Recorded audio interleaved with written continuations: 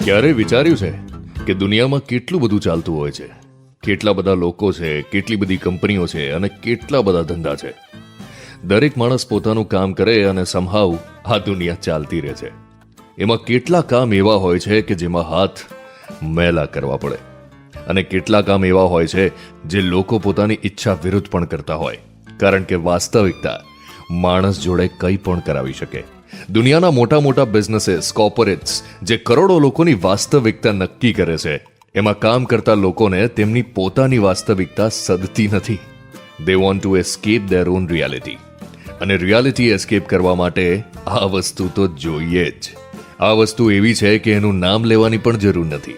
તમને ખ્યાલ આવી જ ગયો હશે કે હું શેની વાત કરી રહ્યો છું. આખી દુનિયા કરે છે, પણ છુપાઈ છુપાઈને. અને આખી દુનિયા સુધી આ વસ્તુ પહોંચાડનાર કોણ? પેડલર્સ. પેડલર્સનું જીવન ઇનકોગ્નિટો વિન્ડો જેવું હોય છે. કોઈ પ્રીવિયસ હિસ્ટ્રી નહીં, ક્યાંથી આવે છે, ક્યાં જાય છે, કશું જ નહીં. તેના ક્લાયન્ટ્સને લગભગ કશું જ ખબર નથી હોતી. એને બધા પાંડા બોલાવે છે, કારણ કે બધાનો ફેવરેટ છે. પાંડા ખાલી પેડલર નથી, ઓફિસ જતો પ્રોફેશનલ છે. પણ આજના રિસેશનવાળા માહોલમાં સાઇડ ઇન્કમ કોણે ના જોઈએ? પાંડા સાંજ પડે ઓફિસનું કામ પતાવી એના ક્લાયન્ટ્સને મળવા નીકળે. એ ભલે ગાંજો વેચતો હોય, પણ આવું કામ બી એ એકદમ પ્રોફેશનલી કરે છે. પાંડાનો એક જ નિયમ છે, ઈમાન વેચવાનું, પણ સસ્તામાં નહીં. અને જે બી વેચો એ પ્રીમિયમ ક્વોલિટીનું વેચવાનું. કોઈને પાંડા પાસેથી ગાંજો ખરીદવો હોય તો જૂના ક્લાયન્ટ્સનો રેફરન્સ આપવો પડે. પાંડા અનનોન નંબરથી આવેલા કોલ પણ ના ઉપાડે.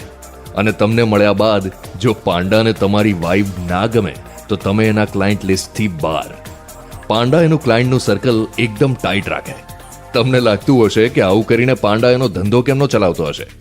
પાંડા પાસે જે સોર્સ છે ને, એવો પ્રીમિયમ માલનો સોર્સ આખા શહેરમાં કોઈની જ પાસે નથી. મોટામાં મોટા ઉદ્યોગપતિ હોય કે સામાન્ય માણસ, બધાને જ આ સ્ટફ અને પાંડા આગળ તો નમવું જ પડે.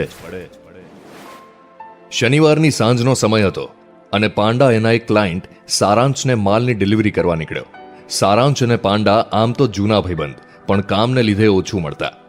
ઘણા દિવસે પાંડા સારાંશના ઘરે આવ્યો એટલે બંનેવે બેસીને એક જોઈન્ટ બનાવ્યો. ફૂંકતા અને વાતો કરતા 2-3 કલાક ક્યાં નીકળી ગયા એ ખબર જ ના પડી. પાંડાએ ફોનમાં ટાઈમ જોયો ત્યારે એને 3-4 મિસ કોલ્સ હતા. પાંડાનો એક ક્લાયન્ટ છે, રઘુ.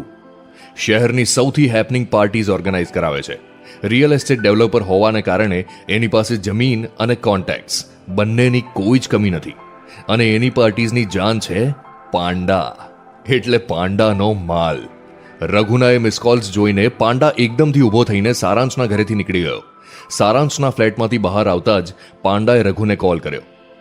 રઘુનો અવાજ નોર્મલ કરતા થોડોક ધીમો લાગ્યો. હવે જલ્દી ફાર્મ પર પહોંચ, અહીંયા સીન થઈ ગયો છે, જલ્દી. હાંફતા હાંફતા રઘુ આવું બોલ્યો અને પાંડાના પગ ફટાફટ ચાલવા માંડ્યા. પાંડાની હાર્ટબીટ પણ એના પગની સ્પીડના સાથે મેચ કરવા માંડી. શું થયું હશે?